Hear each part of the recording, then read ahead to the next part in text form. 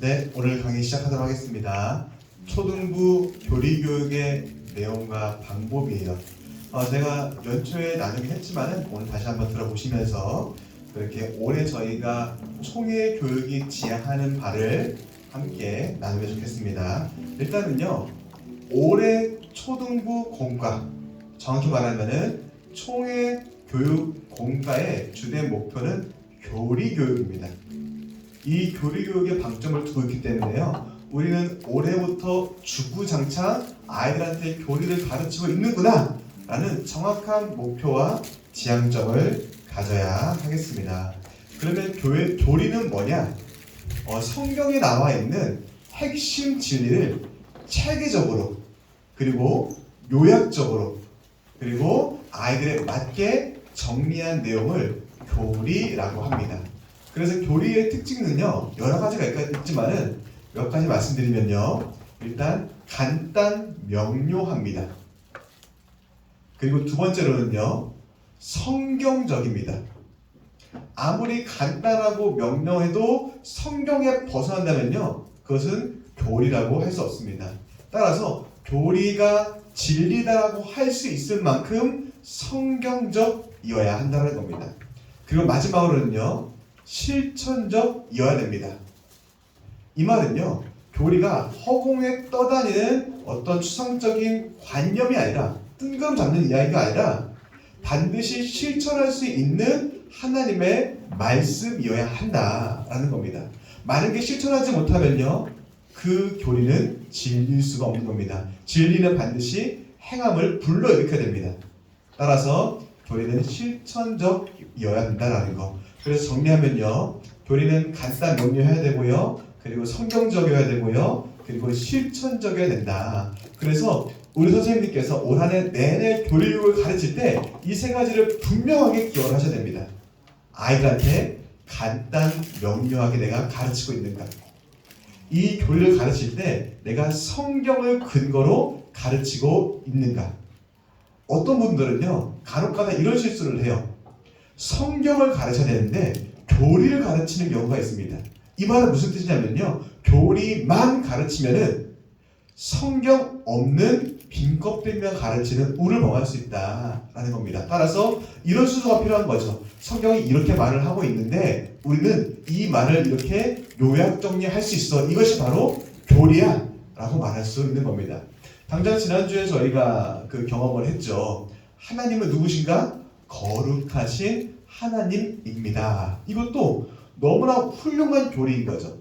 사실 하나님이 누굽니까? 라고 말하실 때 하나님에 대해서 말하기 위해 우리가 성경을 펼치기 시작하면요, 끝도 없는 겁니다. 하지만 이렇게 교리를 알고 있는 것, 하나님은 거룩하십니다. 그리고 그 거룩은 우리도 닮아갈 수 있는 공유적 속성에 속합니다. 이렇게 교리를 성경적으로 사용할 수 있어야 됩니다. 그리고 실천적이어야 된다는 것은, 그러면 거룩한 하나님, 그 거룩을 우리가 닮아갈 수 있다면 우리는 무엇을 실천해야 하는가? 우리는 거룩한 주님의 자녀로서 거룩을 이루어 가야 한다. 이렇게 실천을 할 수 있겠죠. 이것을 기억하시면서 우리가 올해 배울 교리교육의 내용과 방법을 함께 살펴보도록 하겠습니다. 일단은 그 단원별로 그 주제가 나눠져 있어요. 일단 1단원 보면요, 하나님 나라의 가치와 법에 대해서 배우는데요, 이거는요, 조직신학적으로, 교리적으로 서론 또는 성경론이라고 말할 수 있는 분과에 속합니다. 그래서 우리가 신학을 배우면요, 가장 첫 번째 계시에 대해서, 성경에 대해서 배우는데 그 분과를 서론이다라고 말을 합니다. 두 번째, 하나님 나라의 왕을 배우는데요, 이거는 실론을 가리킵니다. 하나님이 누구이신지, 그리고 하나님은 어떤 분이신지, 하나님은 무엇을 하셨는지 알려주는 겁니다. 그것이 이제 3단원에 이렇게 확장이 되죠. 하나님 나라를 위한 계획입니다. 하나님은 누구신지 이것을 아는 것뿐만 아니라 그 하나님이 우리에게 어떤 일을 행하셨는지 배우는 것이 필요하다라는 겁니다. 이렇게 우리가 서론, 성경론 배우고요, 그 다음에 신론 배우고요. 그 다음 등장하는 게 인간론입니다. 사도론이죠. 하나님 나라에 대한 반역과 구원 계획입니다. 그래서 그 인간론은요, 사람에 대해서 배우는 거지만요, 어떤 사람은 이렇게 말합니다. 인죄론으로 표현하기도 합니다. 따라서 인간론은 인간의 타락에 대해서 배우는 시간이기도 합니다. 그러면 인간이 타락했죠? 그 다음에 우리가 무엇을 배워야 돼요? 그 타락한 인간을 구원하기 이 땅에 오신 예수님에 관해서, 그것을 바로 기독론이라고 우리가 가르칩니다. 그래서 기독론은요, 예수님이 이 땅에 오셨다라는 그 사실과 함께 예수님이 누구신지 배워요. 특별히 5단원은 예수님의 중요한 삼중직을 배우죠. 이 삼중직이 굉장히 중요한 이유는요, 이제 선지자, 대제사장, 왕이라는 그 삼중직을 가리키는 용어인데요, 구약 성경에 이 직분들이 똑같이 나옵니다. 따라서 왕이 등장하고 제사장이 나오고 선지자가 나오는데 그것들은 다 그림자에 불과했고 그 모든 사람들이 가리키는 실체는 예수 그리스도이다. 그래서 예수님이 우리의 참 제사장이시고 그리고 참 선지자이시고 참 왕이시다, 이 사실을 이 삼중직을 통해서 배우는 겁니다. 그래서 언약의 실체라는 사실을 배우는 거죠. 그리고 마지막 6단원은요, 구원론에 대해서 배웁니다. 이 구원론은요, 2000년 전에 죽으신 예수 그리스도의 구속 사건이 어떻게 우리와 상관이 있는지, 그것에 대해서 배우는 구원론 또는 성령론이라고 말합니다. 2000년에 예수님께서 죽으셨습니다. 우리는 그 십자가를 본 적이 없습니다. 그런데 우리가 그 구속의 은혜를 잊게 된 것은 성령님께서 그 구속의 은혜를 우리에게 나눠 주셨기 때문인 거예요.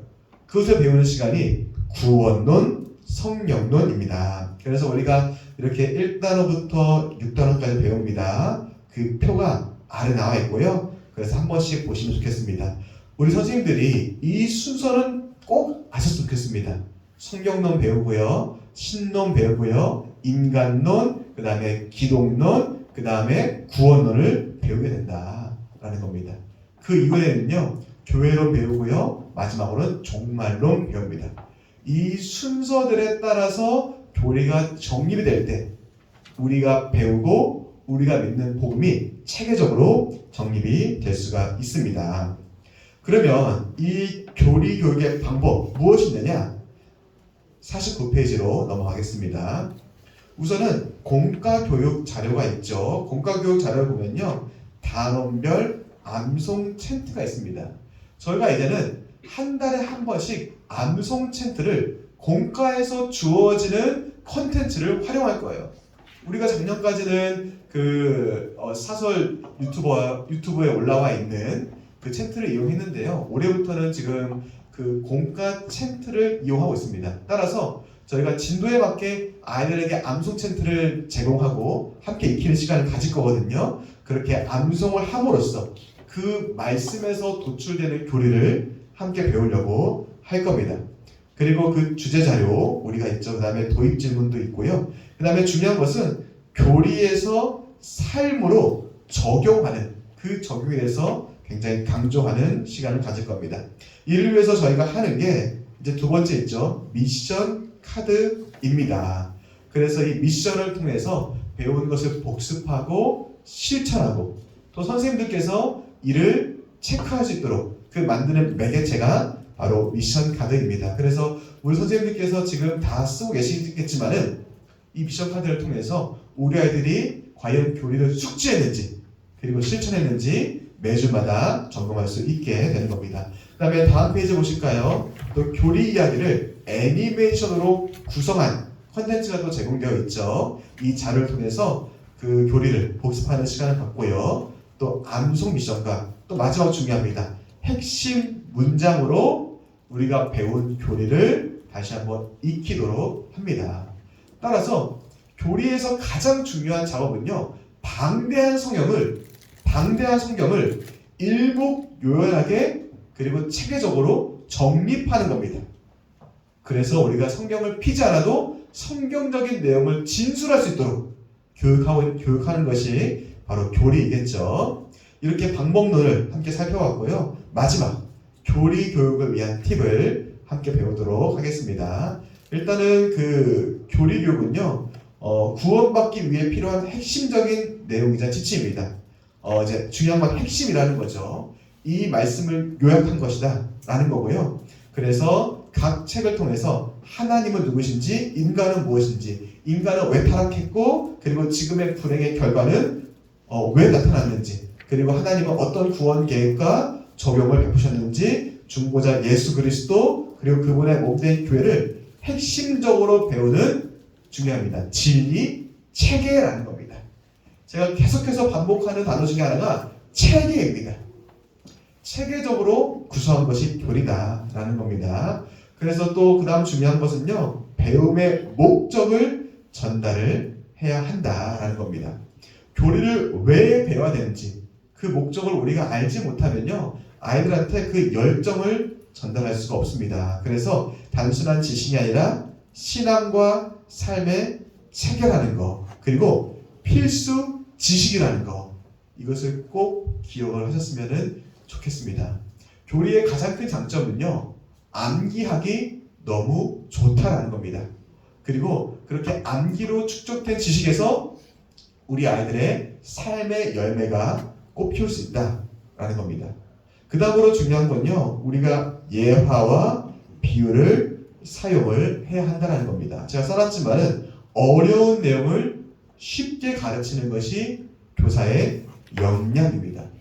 이것을 위해서는요, 우리가 예화를 생각해내야 됩니다. 끊임없이 고민하고 연구해서 우리 아이들이 주목하고 그리고 이해할 만한 예화를 찾고 그 예화로 전달할 때 우리 아이들이 효과적으로 그 내용을 이해할 수 있다는 겁니다. 이것을 위해서는 제가 끊임없이 반복하는 거죠. 우리 선생님들이 일찍이 공과 공부를 미리 준비를 할 수 있어야 되는 거예요. 그래서 나의 실생활에서 내가 겪었던 그 경험에서 이 교리의 내용을 쉽게 전달할 수 있도록 우리 선생님께서 노력을 해주셔야 됩니다. 그런데 이 예화를 하는 것 때문에 오류를 범하는 경우도 있다라는 것을 꼭 기억을 하셨으면 좋겠어요. 우리가 대표적으로 어떤 오류가 있냐면요, 삼위일체론을 가르칠 때 아빠의 비유를 많이 사용을 해요. 이런 내용이죠. 아빠가 집에서는 아빠인데 또 밖에서는 목사님이고 또 어디 가면은 누구의 이웃이고, 이렇게 아빠도 상황에 따라 변하지 않냐라고 말을 하는데요, 이거는 양태론이라는 아주 역사적으로 중요한 이단입니다. 왜냐면요, 결정적으로 삼위일체 하나님은요, 어느 상황에 따라서 바뀌시는 분이 아니신 거예요. 삼위로 존재하시는데 그분이 하나라는 겁니다. 하지만 아빠는 몸은 하나이고 그 몸이 제한되어 있고 그리고 어디 갈 때마다 변해 있는 거죠. 따라서 이런 오류를 범해서는 안 된다라는 거고요. 그 다음으로는 반복하라라는 겁니다. 일단 교육의 핵심은요, 반복에 있습니다. 그리고 제가 설교할 때도 늘 그 마음에 새겨놓는 건데요, 설교나 공과의 핵심은 반복과 함께 기억하는 것에 있다라고 생각을 합니다. 우리가 설교를 들으면요, 또 대부분 아는 내용도 굉장히 많이 있어요. 저걸 누가 모를까 하지만은 설교나 이 공과 공부는요, 아는 것을 반복하는 것에 있습니다. 왜냐? 사람은 끊임없이 망각하고 사람은 끊임없이 실천하지 않으려고 하는 게으른 속성이 있기 때문에 반복적으로 기억하도록 만드는 것이 중요한 교육이라는 겁니다. 이를 위해서는 교리 교육만큼 훌륭한 수단이 없는 거겠죠. 그리고 마지막으로는 실천하라라는 겁니다. 그래서 이 실천은요, 우리 선생님들께서 몸소 실천을 해보셔야 됩니다. 제가 몇 번 말씀드렸어요. 하나님의 영광을 위해 살아야 된다. 이 영광은 하나님을 나타내는 것입니다. 그러면 나는 어떻게 하나님을 나타낼까? 나의 일상에서 실천할 하나님을 나타내는 선행을 우리 선생님께서 기억하시고 만드시고 몸소 실천하심으로써 우리 아이들에게 실천적 교리 지식을 전달할 수 있어야 한다라는 겁니다. 그래서 우리 선생님들 이 공과 내용을 통해서 우리 선생님들도요, 이 교리를 기본적으로 익히시기를, 그리고 삶으로 실천하시기를, 그래서 우리 아이들한테 이 아름다운 교리와 실천적인 지식을 심으셨으면 좋겠습니다. 그럼 우리 모두 되기를 간절히 축복하겠습니다. 제가 기도 한번 하고 마치도록 하겠습니다. 하나님 아버지 감사합니다. 우리 선생님들 이렇게 늦은 시간까지 함께 교육을 받습니다. 주님께서 은혜 주시고 축복하셔서 오늘 배운 내용 삶에서 사역에서 잘 새기게 도와주시고 하나님께서 귀 쓰시는 아름다운 교사 되게 도와주시옵소서. 돌아가는 발걸음도 안전하게 지키실 것을 굳게 믿사오며 우리의 구주이신 예수님 이름으로 간절히 기도하옵나이다. 아멘.